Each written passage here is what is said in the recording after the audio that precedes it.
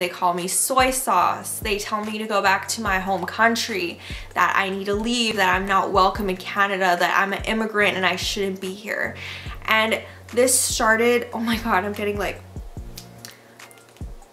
this story still triggers me today. And I don't know why. Through the wastelands, through the highways, till my shadow turns to sun rays, and on we'll go.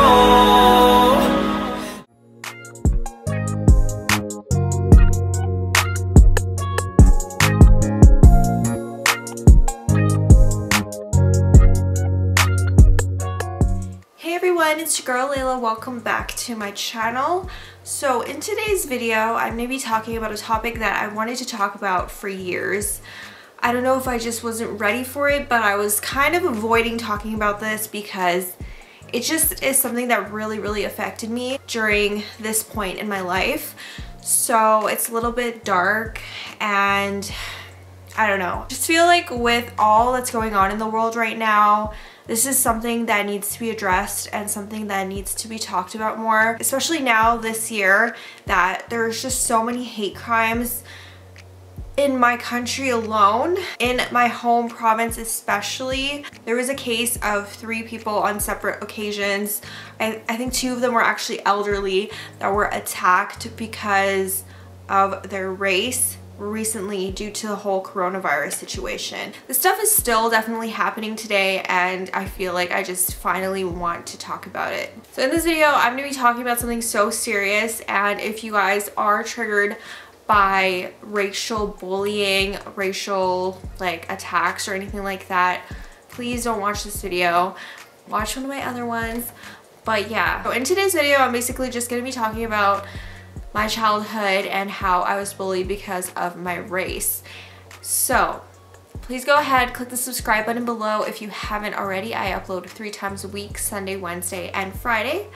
So I grew up in a small town in British Columbia, Canada. It's called Armstrong and it's in the Okanagan, North Okanagan. It has a population of approximately 5,000 people. I think it's still around that point today. It hasn't grew enormously at this point in time. I think the population is still around the 5,000, maybe 6,000 range. So it's a pretty small town.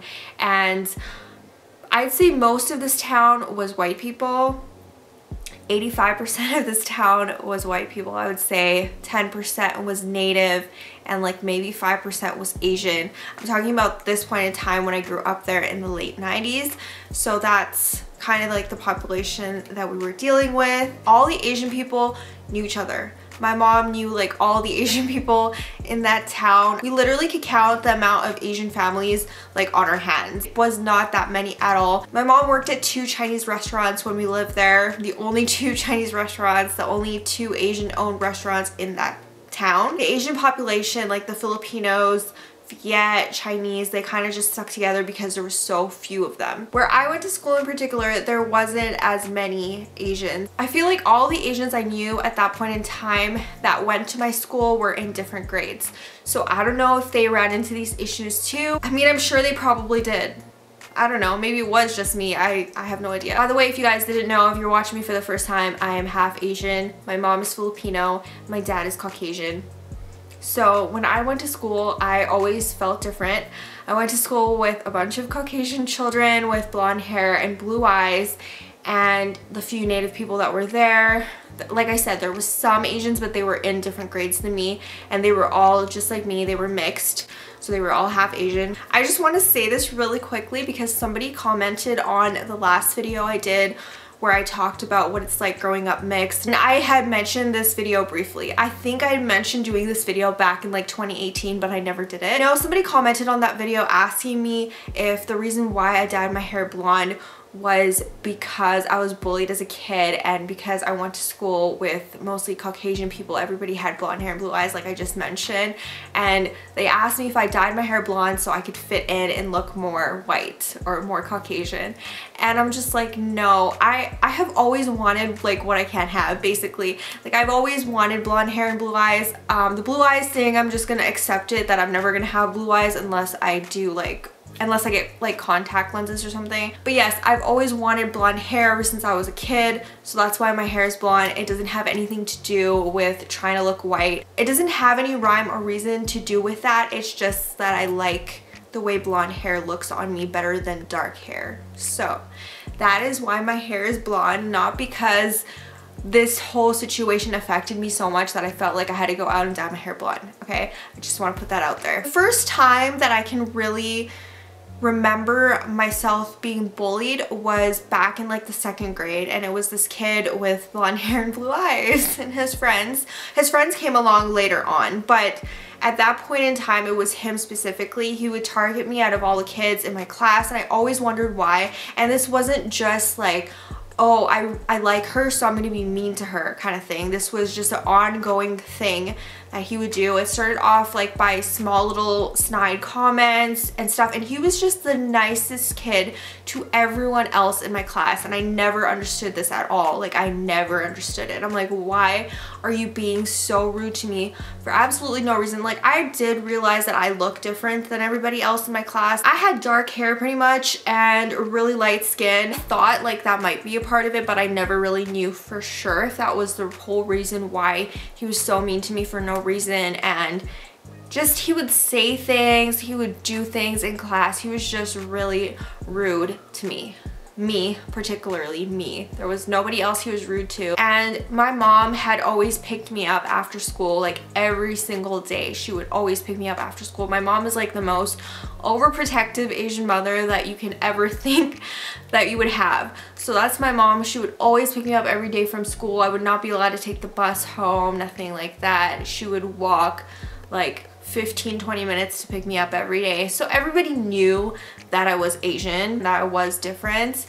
And it started off with like small stuff like that, and then as I grew older, his friends kind of got involved. They were also blonde hair, blue-eyed. The racial slurs would come out when I was in soccer practice and stuff like that, and I would just be so hurt. And my mom would always be like, you know that we have to work harder. You need to do really well in school so you can succeed later on in life and prove these people wrong. Basically, you need to work twice as hard because, you know, not everybody here likes Asian people. We're different, just like, you know, we're treated a certain type of way. And that was just accepted in the 90s, in the late 90s, okay? So I kind of got into this mindset. I was like, oh no, like, why is this happening? Why was I born Asian? And that whole situation from when I was a child, it amplified in my teens. I'll get into that. But it also affected me later on in life, like not later on, like as an adult, but it affected me in high school to the point where I used to lie about my ethnicity. I used to lie about my race. I hated being that mixed kid because there wasn't many of us. There wasn't many of us at all. In my school in particular, all the mixed girls were, you know, half black, half white. Like, there wasn't any like half Asian, half white, half Asian, half black. Like, there was none of that. There was literally just me and this other girl. So I just hated being that like mutt, I guess. And I hated that so much. So I used to lie about my ethnicity later on. Like, I didn't realize this stuff would affect me later on in life, but it really, really did. So fast forward, I moved to Calgary. When I was about 10 years old, my family moves out to Calgary. And Calgary is a big city. It has 1 million people. It probably has more than 1 million people now, but when I moved here, I think the city was just hitting 1 million people. So when we first moved to Calgary, we lived in the Northeast. If anybody knows anything about Calgary, the Northeast is all immigrants, mostly like immigrants. You know, it's like, it has like the cheaper housing and stuff like that. And I went to school that was just like, I was pretty much culture shocked when I went to that school for the first time. I was like, oh my God, everybody's just so different. There's so many cultures and ethnicities that I never knew existed. And I was just kind of thrown in there, and I was like, oh my God, this is actually a thing, like, wow. And there was other Filipino kids, and I just didn't feel so alone at that point in time. The first elementary school that I had gone to, I had a really great experience at. I changed schools a few times, but the first one in particular, there was other mixed, half Filipino, half Caucasian girls. There was other, like, there was a bunch of us, and I just didn't feel alone for the first time ever. I was like, oh my god, I'm like a part of something. And then I changed schools. And I learned that there's just so many ethnicities and so many different cultures, and I just was so appreciative of it. And I was like, this is so cool. Fast forward, I go to junior high school and I realized that people are mean, okay? I realized that teenagers, when you're in your younger teen years, people are rude. They're rude as hell. They're rude to adults. They're rude to other kids. Like, I don't understand what it is about like early puberty, I guess. Those years between the ages of like 12 and 14, or yeah, between the ages of 12 and 14 when you're in middle school, junior high, whatever you guys want to call it.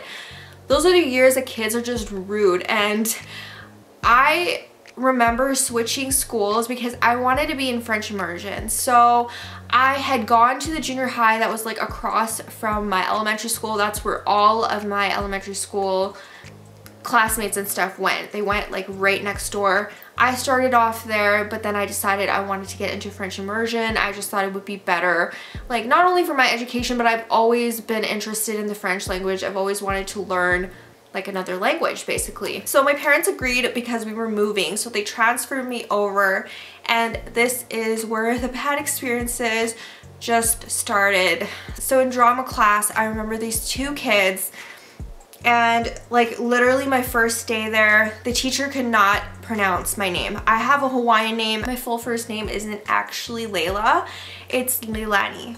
So I do have like an ethnic name, if you guys want to call it that. I do have a Hawaiian name.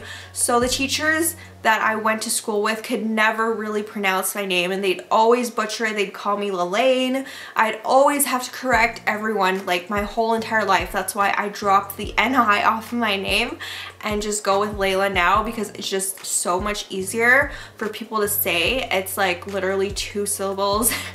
And I don't know what it is with the NI at the end, but people just cannot say it. They cannot pronounce it. I just knew. I was the new kid. Nobody could ever say my name right. So this wasn't going to be any different. The teacher was trying to pronounce my name. She was stuck on it. So I corrected her.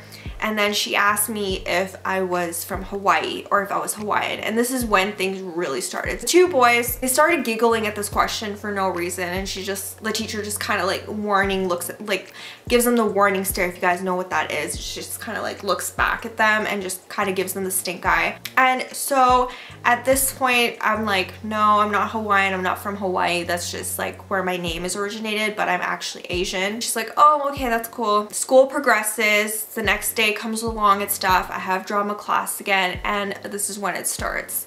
It starts with the name calling. These 2 just constantly make fun of me all the time. They call me soy sauce. They tell me to go back to my home country, that I need to leave, that I'm not welcome in Canada, that I'm an immigrant and I shouldn't be here. And this started, oh my god, I'm getting like, this story still triggers me today. And I don't know why. I feel like ever since I started taking birth control like 5 years ago, I've been so much more emotional and like so into my feelings. I don't know how to explain it, but this is still a trigger to me, and I don't know why it's a trigger, but me talking about it right now, it's triggering me. So it was a constant thing that happened every single day. The small little nitpicky things, like they, you know, shove me, try to trip me in the hallway, just, you know, kid stuff. But the racial slurs that went along with it every single time, that's the stuff that ate away at me. And that's the stuff that I never really addressed, and that I wish I did address, because I did eventually go to my parents, talk to them about it. I will tell you guys that in a bit, but I literally felt suicidal at one point. I didn't feel like I was worth it. Like, I just felt so different and so alone. I didn't have friends. You know, these 2 guys were like super popular in my school. They were like 2 of the most popular kids in that school. So everybody else loved them. They were just so social, nice to everyone. They had girlfriends. You know, I at that point felt so alone in my life, and I just wanted to end it all. And that's not something you should feel like doing when you're 13. Okay, I was 13 at this point, and I felt like I just wanted to end it all. I just felt like I didn't want to live anymore. And when I get into my tattoo video, I'll talk about the lotus flower. I'll talk about the lotus semicolon tattoo that I have in that particular video, but I got that because of this situation, because I overcame it and because I'm stronger. I don't feel stronger at this point now talking about it, but I feel definitely stronger now than I did back then. I want to take that little girl, that little me, and just tell her that everything is just, it's gonna be okay. It's gonna get better. I honestly didn't know that this video would literally make me cry or literally make me feel some type of way. Maybe it's because I'm tired. I don't even know how to explain it. But every time I thought about filming this video in my head, I didn't see myself crying over it. So literally they would call me soy sauce. Every single day they would see me in the hallway, they would see me in another class, they would see me in drama class especially. Drama class is like, what's it called, like plays and stuff. Like you would do plays, you would do skits. It was just basically like an acting class.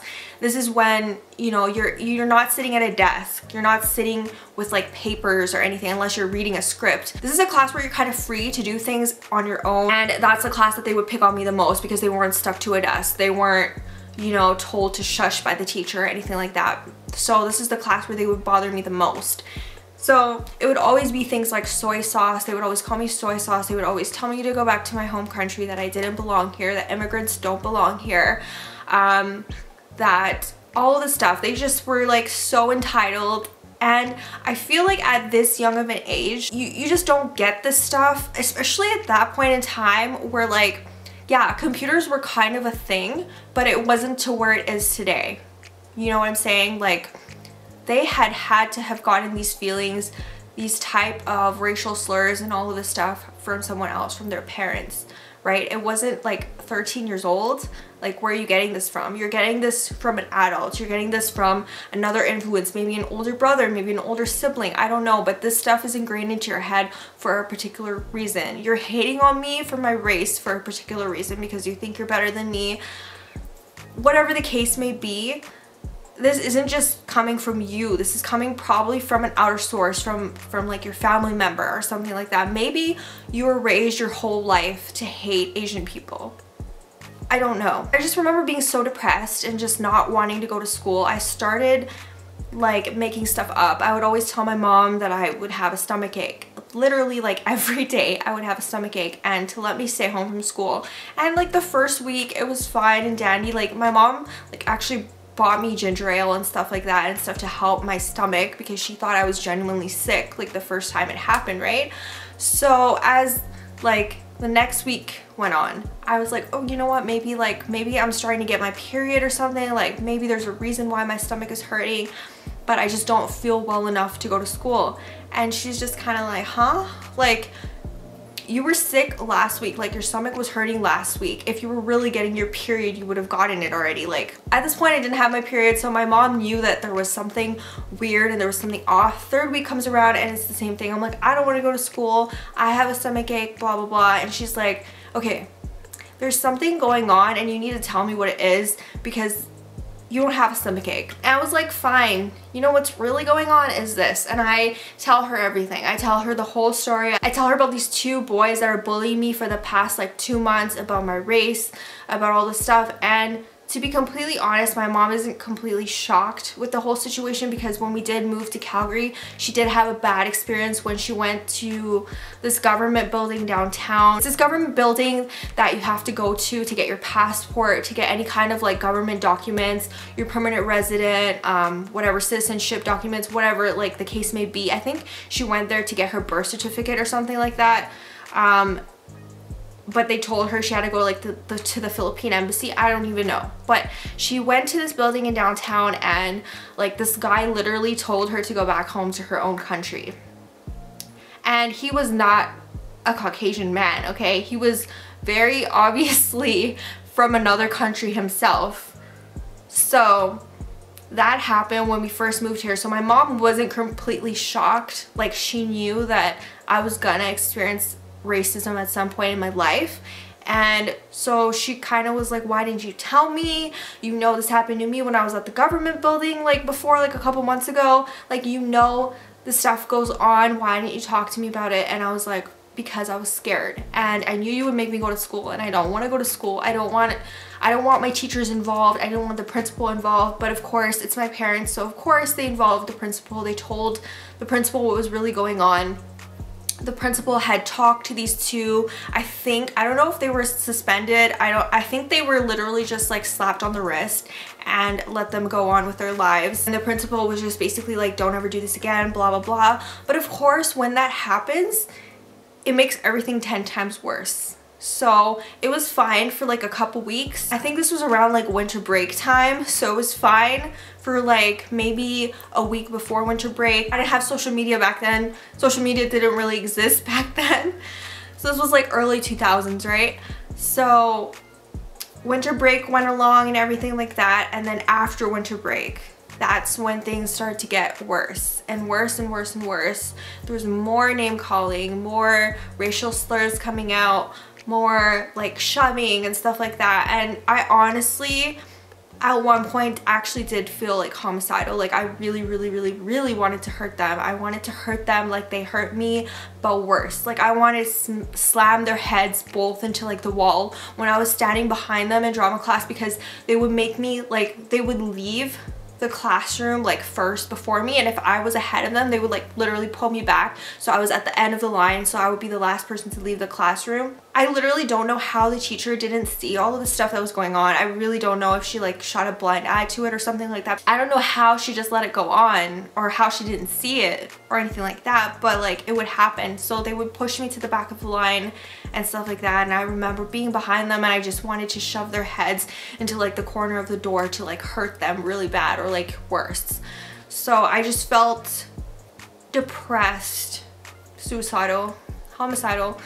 And whenever I tried to talk to my mom about it, like I didn't really tell her the whole thing, but like I would tell her like I really want to hurt them. I was standing behind them and I really wanted to hurt them, and she was just like, no, don't do that, blah, blah, blah, blah, blah. And I feel like at this point, I probably should have gone into some kind of counseling or something like that, but I was transferred to another school, basically, is what happened. My parents just didn't know what to do, because I literally was still skipping school all the time, skipping class. I would not go to drama class anymore. My mom would tell my dad to pick me up from school, because she literally thought that these two kids were gonna hurt me, that they were gonna do something bad to me. She would pick me up after school. We would walk home together. Like my mom never drove. My mom still doesn't drive.